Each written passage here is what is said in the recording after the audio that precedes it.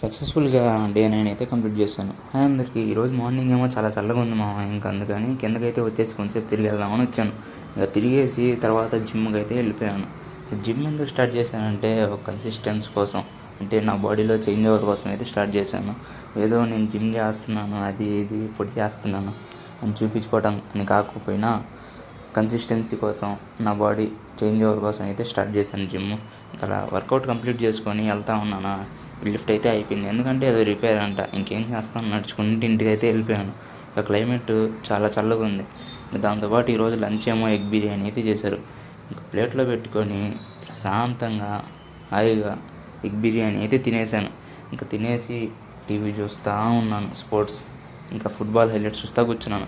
ఇంక ఈవినింగ్ ఏమో బయటికి వెళ్ళి ఏదో ఒకటి తినాలనిపించింది. ఏం తిన్నాం అని తిరుగుతూ ఉంటే ఇంక అంతలోనే పక్కనే పానీపూరి బండి అయితే కనపడింది. ఇంక పానీపూరి బండి కనపడిందా, మనం ఎందుకు అవుతాం, ఇంకా పానీపూరి తినేసి ఇంకా చాట్ తినేసి చిన్నగా ఇంటికి అయితే బయలుదేరిపోయాను.